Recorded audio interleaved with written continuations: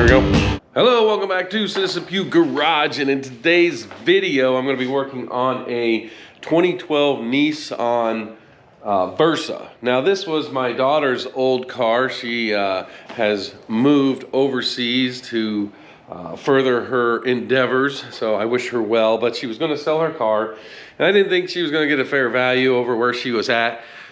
She was living in a different state, so, and you know, plus she needed the car to drive here. She stayed with us before she flew out, and I told her, I said, look, I'll give you a fair price for it, plus, you know, the dad extra. So, but I figured it'd be a neat little car. She's taking really good care of it, but it'd be a neat little car to do some videos on and stuff like that.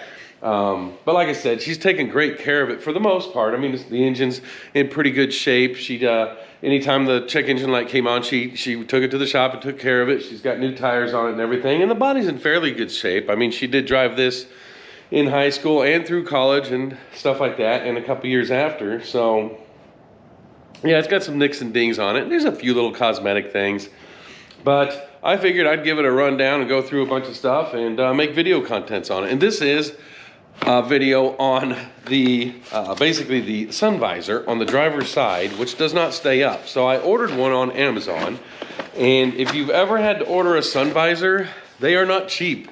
They are ridiculously expensive. I don't know why. It's just a sun visor, but this one here was about $50, and the sun visor on her car does not stay up. It just keeps flopping down, and at one point she put some Velcro up there to hold it up, but the Velcro doesn't hold it up anymore.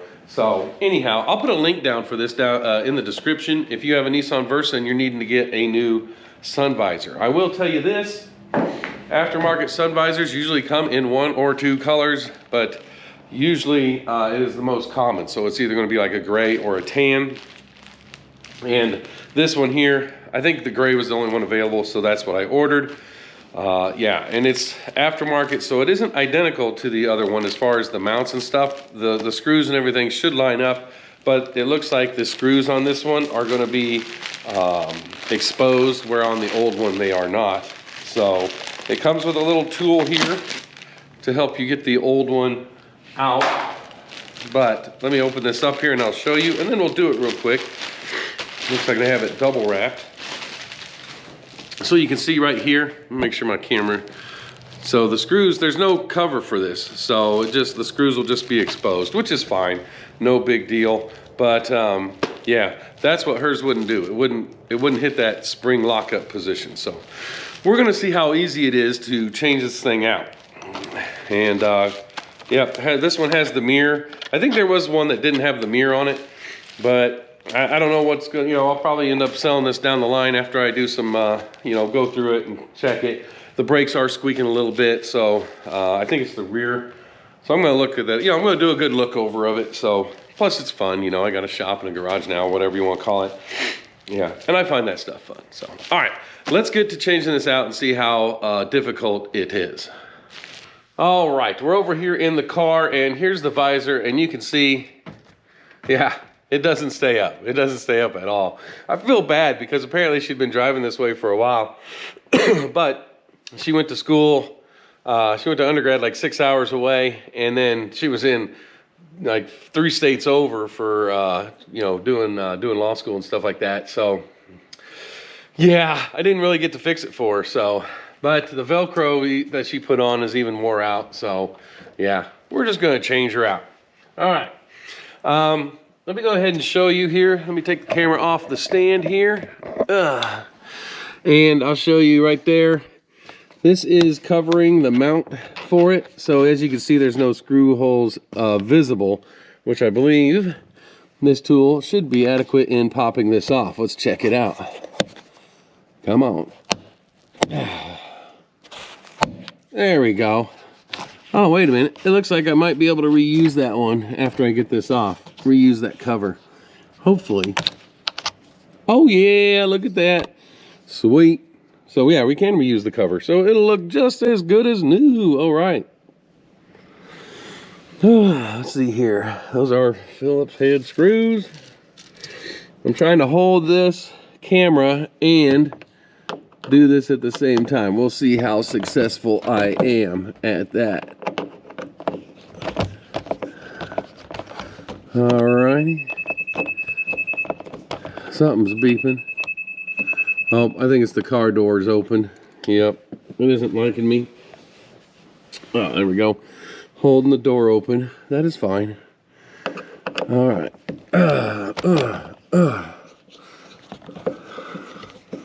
It looks like the clip over on the other side is going to keep it up for me. So, all right, there we go. And make sure I didn't lose.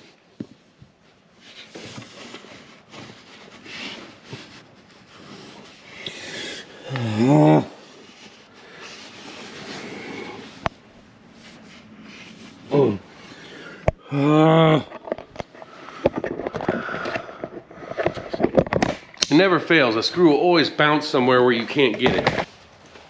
I don't know if that's like just nature's way of saying, hey, you should have used two hands. But yeah, screw bounced right underneath the seat. All right, here we go. So pop this out. Oh, and hers does have an electrical connection because it did have a light. I didn't order the light model, so I did not know that. That's fine. Whoever, it just won't have a light on the new one. So, yep. Just stuff that in there. If somebody wants a light on theirs, they can order the other one. So, I just, guess I could have looked, but oh well. All right. So we're gonna see here. It looks like there's a little hook right there. And let me show you the hole here so you can kind of get a good idea of what's going on. Don't want to leave you in the dark here. So there's our hole. I just pushed the electrical back up in there. There's our hole. So the hook will go right in there, 2 screws in, and then put the little cover back on, and it should be good. So, all right. Oh, I can get my camera back on. There we go. All right. Yeah. Alrighty, so I'm gonna hook it in. I'm gonna hook this piece in. That'll help hold it in place. There we go. All right. Got my 2 screws. And did I hit? Yeah, there we go. Okay, camera's still happy. Oh, I tell you what. Yeah, my daughter's hair is all over this car. Yeah, it's just one of those things, you know.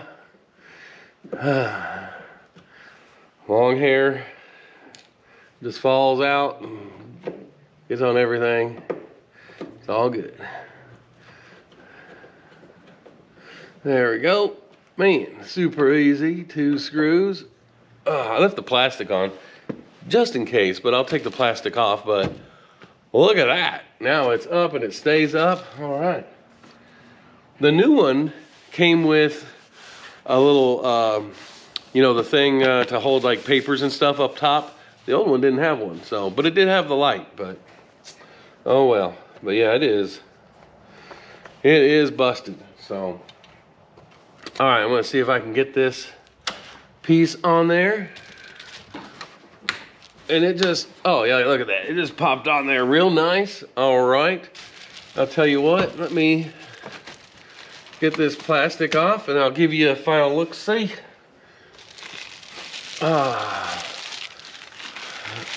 There we go.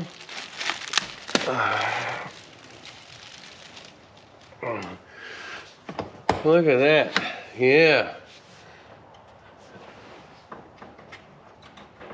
I might have to look into the thing that plugs it, that hooks this into it to hold it up, or to hold it, you know, level, because it's a little loose. See how I can tighten that. It might just be something that clips in, but anyhow. All right, let me get the camera. There we go. It's up like that and comes down. Boom, and slide over for the mirror. Yep. And back, and oh yeah, I might have to get a new one of those. It's not, I don't even like to stay last. Look at that. That's all right. That's all right. It's just cosmetic. So, all right. Looks good. So, there you go. Yeah, like I said, you know, it shouldn't be that hard to change out a sun visor. So if you have a bad sun visor, that should be pretty easy. If you have an electronic one, they did have the electronic ones on Amazon.